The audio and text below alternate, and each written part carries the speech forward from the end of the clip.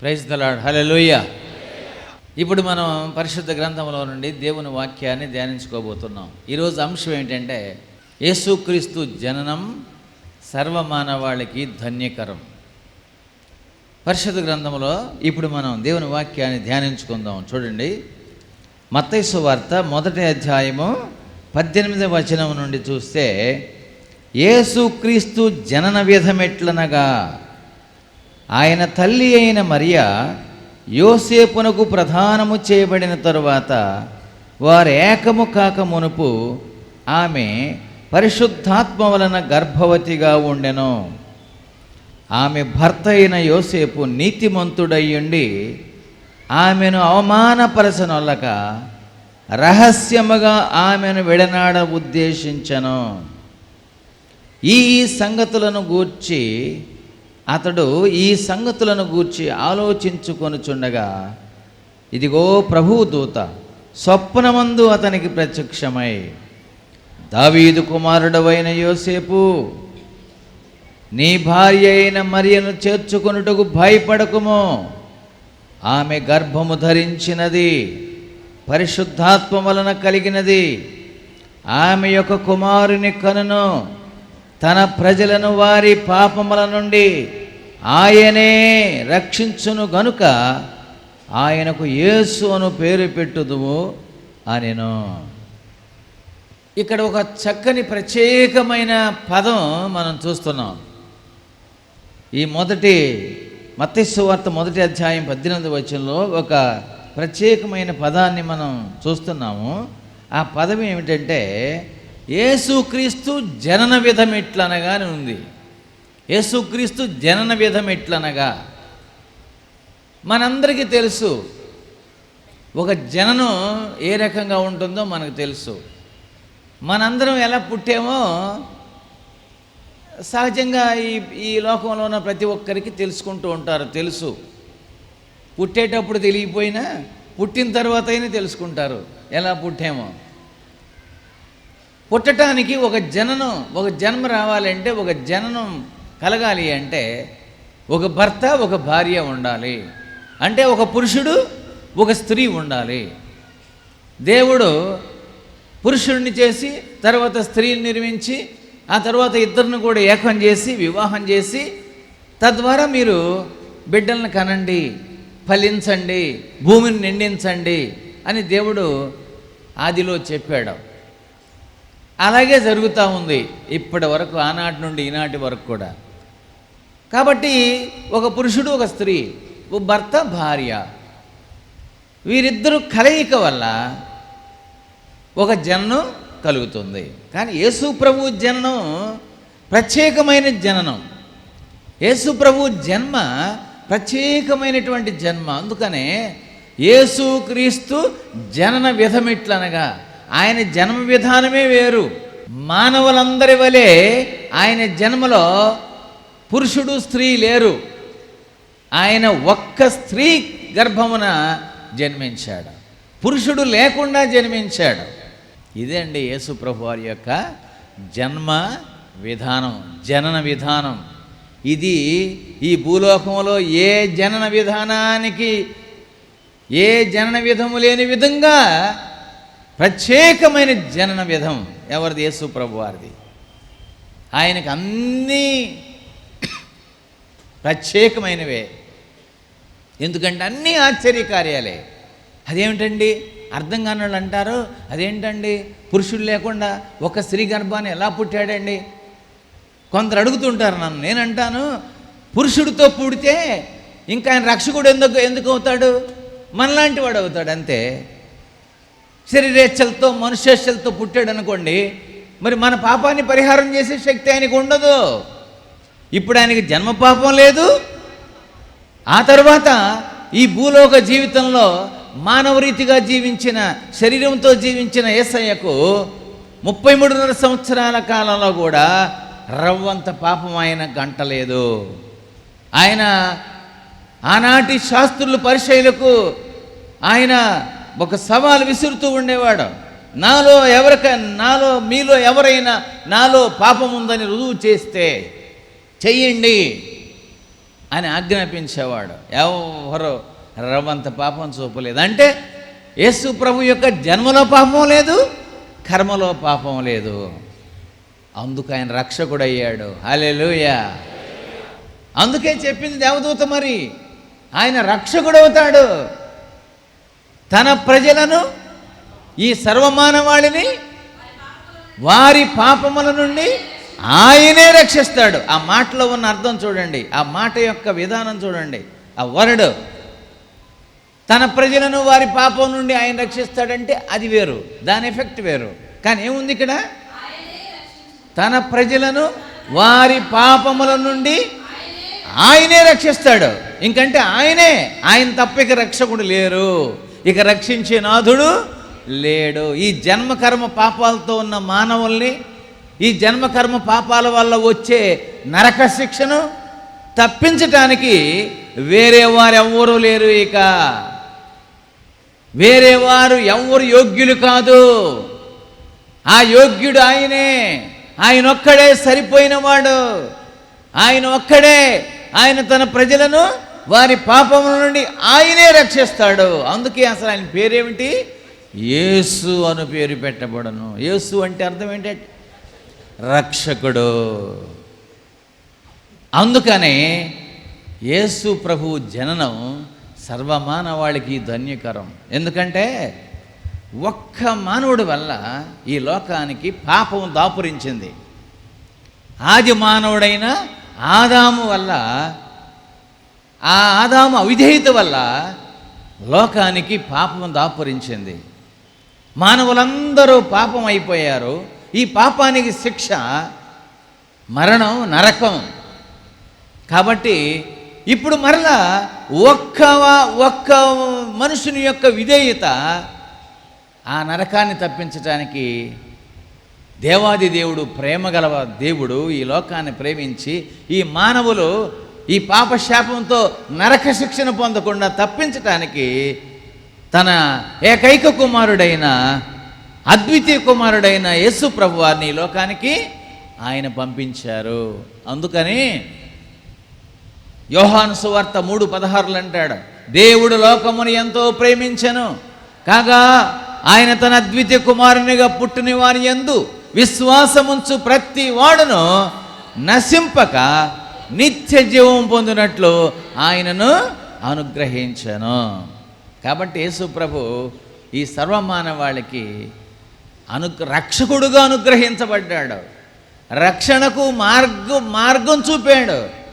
ఆయనే మార్గము, సత్యము, జీవమై ఈ లోకానికి వచ్చాడు. అందుకని యేసుక్రీస్తు ప్రభువునందు మనం విశ్వాసం ఉంచినప్పుడు ఇక మన జన్మ కర్మ పాపాలన్నీ పరిహారం అయిపోతాయి. ఆయన ఈ లోకానికి వచ్చి, ఆయన రక్షకుడుగా ఈ లోకానికి వచ్చి ఈ మానవాళి పాప శాపమంతా మొయ్యటానికి ఈ లోకానికి వచ్చి సిలువలో ఆయన రక్తాన్ని చెందించి ప్రాణం అర్పించి తిరిగి మరలా మృత్యుంజయుడే లేచి మానవాళికి రక్షణ కార్యాన్ని సంపూర్తి చేశాడు ఆయన. చూశారండి? కాబట్టి ఆయన రక్షకుడు. ఆయన జననం మానవాళికి ధన్యకరం. ఆయన నమ్మిన వారికి ఇక శిక్ష లేదు.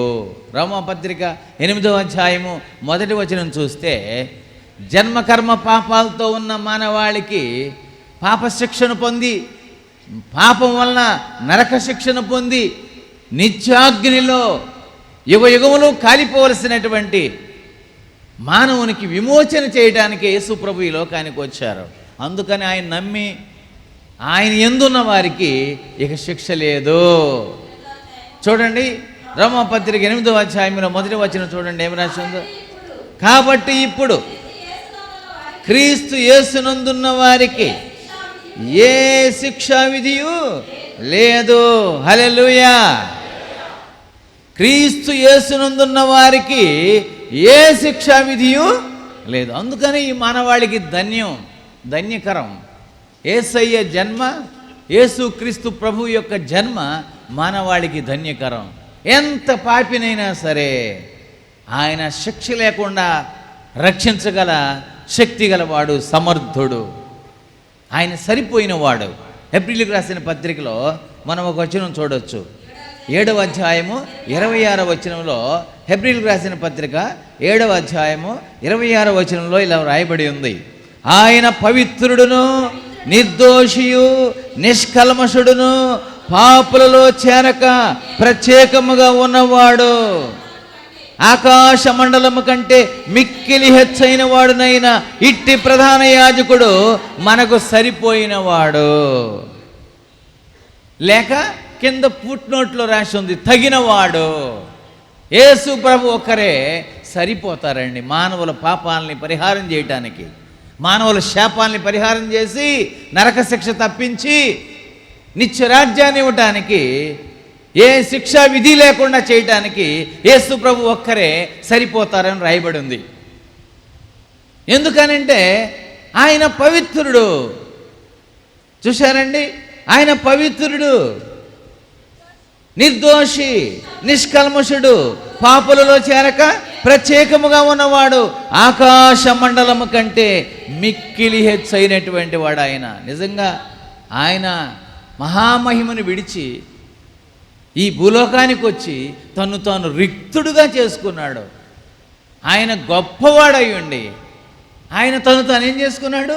తను తాను రిక్తుడుగా చేసుకున్నాడు, ఒట్టివాడిగా చేసుకున్నాడు. మానవాళికి కృపనిచ్చాడు. కృప. కొరింథీయులకు రాసిన పత్రిక చూడండి, అక్కడ మనం చూస్తాం. 2 కొరింథీ 8వ అధ్యాయము 9వ వచనం చూడండి. ఆ కృప ఎలాంటిదో, దేవుడు ఎంత కృపనిచ్చాడో, ప్రభు అయిన యేసుక్రీస్తు ప్రభువారు మానవాళికి ఎంత కృప ఇచ్చాడో. మీరు మన ప్రభు అయిన యేసుక్రీస్తు కృపను ఎరుగుదురు కదా. చూడండి, ఆయన ధనవంతుడయ్యుండి మీరు తన దారిద్ర్యం వలన ధనవంతులు కావాలని మీ నిమిత్తము దరిద్రుడాయను. ఆయనకి స్తోత్రం చెప్పుకుందాం. హల్లెలూయా, హల్లెలూయా. అంత హెచ్చైన వాడు, అంత గొప్ప దేవుడు, అంత గొప్ప ప్రభువు, అంత గొప్ప ధనవంతుడు దీన దరిద్రులమైన మనల్ని ధనవంతులుగా చేయట కొరకు ఆయన దరిద్రుడు ఈ లోకానికి వచ్చాడు. పశువుల పాకను కోరుకున్నాడు. చూశారు? అందుకని ఈనాడు మనం అందరం ఆయన కృప వలనే ఈనాడు మనం అందరం ఉన్నత స్థాయిలో బ్రతకగలుగుతున్నాం. దీన దరిద్రుల్ని పైకెత్తాడు దేవుడు. నన్ను, నిన్ను, మనల్ని ఎత్తాడా? ఒకానొక టైములో ఎంత దీన దరిద్రం ప్రభువా నా జీవితం, ఒకానొక సమయంలో నా కుటుంబం ఎంత దీన దరిద్రం. ప్రభువా నీవు నన్ను, నా పట్ల కృప చూపించావు, నా కుటుంబం పట్ల కృప చూపించావు, నన్ను పైకెత్తావు. ఆ దినములో ఉండే, ఆ దినాల్లో ఒకానొక దినమును ఉండే నా దుస్థితి నుండి నన్ను పైకెత్తావు అనేవారు చేతులు లేపండి. ఏమండి? దరిదాపుగా అందరూ 2 చేతులు ఎత్తున్నారు. హల్లెలూయా. అంటే అంత కృపను పొందుకున్నాం మనం. అంత కృపను గ్రహించాడు ఆయన ఈ లోకానికి వచ్చి. కనుక నీవు ఇంత గొప్ప రక్షకుడిని విశ్వాసంతో, ప్రభువా నేను పూర్తిగా చెడిపోయాను, పూర్తిగా పాడైపోయాను, ప్రభువా నా యొక్క దుర్వ్యసనాల వల్ల, నా దుష్టత్వం వల్ల, నా అపవిత్ర జీవితం వల్ల నా అవయవాలన్నీ చెడిపోయినాయి, నేను చచ్చిపోతానన్నాడు డాక్టరు. మరి నువ్వు రక్షించయ్యా, నా పాపాల పరిహారం చేయయ్యా, నాకు రక్షణ భాగ్యమే అయ్యా, మోక్ష భాగ్యమే అయ్యా, పరలోకానికి చేర్చే దేవుడు అట నాయన. నువ్వు రక్షకుడు ఈ లోకానికి వచ్చావు తండ్రి. అందరూ నన్ను శిక్షించవచ్చు కానీ నువ్వు రక్షించే దేవుడు అట ప్రభువా, నన్ను రక్షించయ్యా. మన చుట్టూన్న సమస్యలు, పరిస్థితులు, మన చుట్టూన్న రకరకాల వ్యాధులు, బాధలు, కష్టాలు, నష్టాలు మనల్ని కమ్ముకున్నప్పుడు కూడా యేసు ప్రభు నోటి మాటతో వాటిని చెదరగొట్టి ఆయన బిడ్డలను కాపాడగల శక్తి గల దేవుడు. ఆయన ఇమ్మానుయేలు. ఇమ్మానుయేలు అంటే అర్థం ఏమిటంటే, ఇమ్మానుయేలు అంటే ఏమిటి అర్థం? దేవుడు మనకు తోడు అని అర్థము. భాషాంతరమున దేవుడు మనకు తోడు అని అర్థం అని రాసి ఉన్నది. కాబట్టి ఇప్పుడు ఎప్పుడు తోడై ఉండే దేవుడు. ఏవి మనల్ని ముసురుకుంటున్నా, వ్యాధులు, బాధలు, సమస్యలు, భయాలు, ఆందోళనలు ఏవి మనల్ని ముసురుకుంటున్నా సరే వాటన్నిటినీ పారద్రోలి మనకు తోడై మనల్ని రక్షించడానికి వచ్చిన దేవాది దేవుడు. అందుకు ఆయన పేరు ఏమిటంటే ఇమ్మానుయేలు. హల్లెలూయా. ఇట్టి గొప్ప లోకరక్షకుడిని నమ్మండి. ఆయన నీ ప్రభు, నీ కొరకు నేడు రక్షకుడు మీ కొరకు పుట్టి ఉన్నాడు. మీ కొరకే, నా కొరకే, నీ కొరకే, సర్వమానవాళి కొరకు.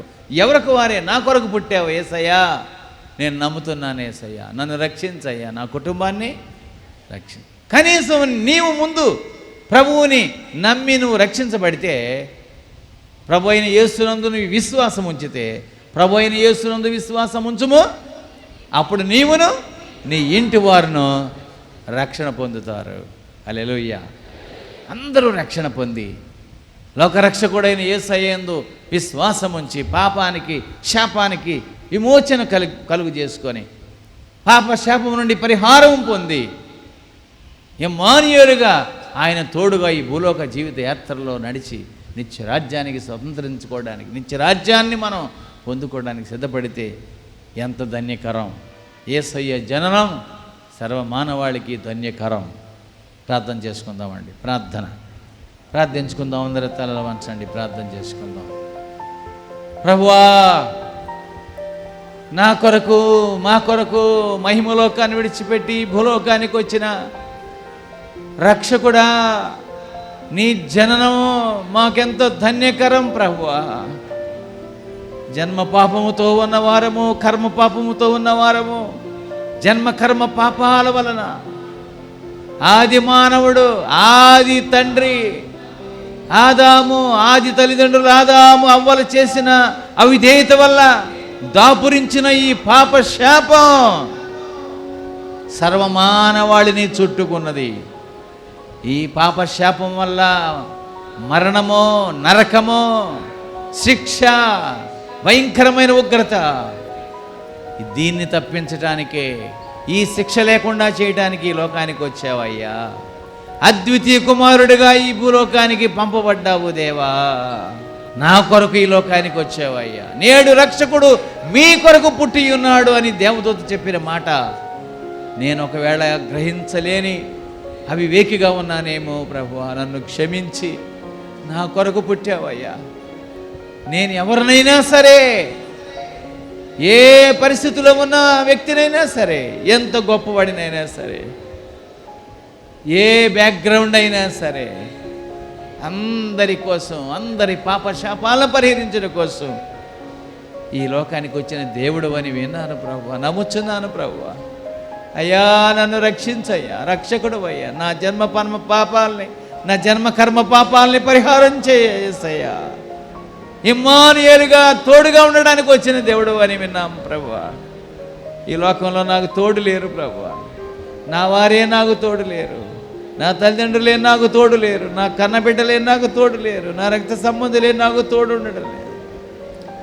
నీవు తోడుగా ఉండే దేవుడవు నాయన. క్షణక్షణము నా రక్షకుడు అయిన ప్రభువా, మా రక్షకుడు అయిన దేవా, మీకు స్తుతులు, స్తోత్రాలు, వందనాలు తండ్రి.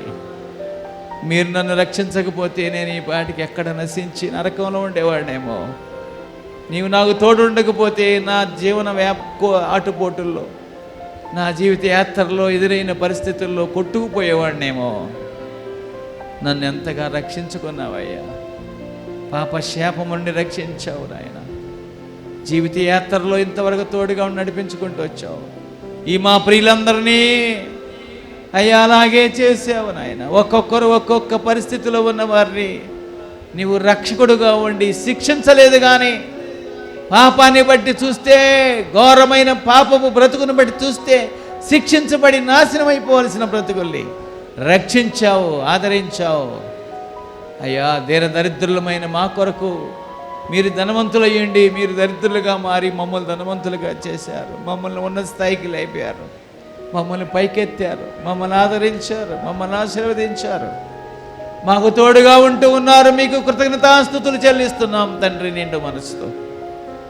ఇంకా ఈ ప్రపంచంలో మానవులందరూ సర్వలోక రక్షకుడు అయిన మేమును ప్రభువా నమ్మి నీ పాదాల దగ్గర ఈ అనుభవాలన్నీ పొందుకునే భాగ్యం దయచేయండి.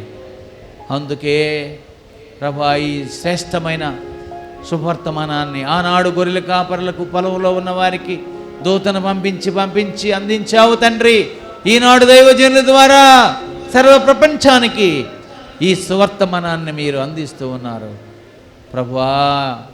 ఈరోజు ఇక్కడ ఈ మీ బిడ్డలు ఇంకా ఇక్కడ నీ పాద సన్నిధిలో కూర్చుని నీ వాక్కులు శ్రద్ధగా వింటున్న ప్రతి బిడ్డ ప్రభువా, నీ జన్మ యొక్క అయా నీ జననం ధన్యకరముగా భావించుకొని ప్రభువా మీరు అనుగ్రహించే ఆశీర్వాదాలన్నీ స్వతంత్రించుకునే భాగ్యం దయచేయ్యా ప్రభువా. ప్రతి ఒక్కరిని రక్షించు ప్రభువా. రక్షకుడా, ఇంకా మీ అందు విశ్వాసం లేని బిడ్డలు ఎందరు ఉన్నారో ఈ క్రిస్మస్ శుభ సమయంలో వారు కూడా యేసయ్యా నీవు నాకు రక్షకుడుగా ఉండయ్యా అని నిండు మనసుతో ప్రార్థిస్తే ఎంత ఘోరపాపినైనా రక్షిస్తావే తప్ప శిక్షించవు నాయన. రక్షించండి, స్వస్థపరచండి, ఆదరించండి, ఆశీర్వదించండి. మీ సన్నిధి సమాధాన దీవెనలతో నింపుమని ఈ లోకానికి వచ్చి మాకు తెచ్చిన ఆశీర్వాదములన్నీ అనుభవించే భాగ్యం మా అందరికీ దయచేసి ఆశీర్వదించుమని ప్రభువైన యేసు నామమున వేడుచున్నాం తండ్రి, ఆమేన్. మన పరమ తండ్రి అయిన దేవుని యొక్క ప్రేమ, మన ప్రభు అయిన యేసు స్వామి కృప, పరిశుద్ధాత్మని సన్నిధి సహవాసం మనందరికి తోడుగా ఉండి సర్వలోక రక్షకుడు ఆయన జననం సర్వమానవాళికి ధన్యకరం అని ప్రతి ఒక్కరూ అనుభవించే భాగ్యం, మనందరం ఆయన తెచ్చిన ఆశీర్వాదాలను స్వతంత్రించుకునే భాగ్యం ఆయన మనందరికి అనుగ్రహించి ఆశీర్వదించి మహిమ పొందును గాక. ఆమేన్. యేసు రక్తమే జయం, యేసు నామమే జయం, ప్రభు యేసు రక్తమే సంపూర్ణ విజయం. Amen. Praise the lord. Hallelujah, hallelujah, hallelujah. ప్రభు నామములో మీ అందరికీ వందనాలండి. ప్రభు మిమ్మల్ని అందరిని దీవించును గాక. ఆమేన్.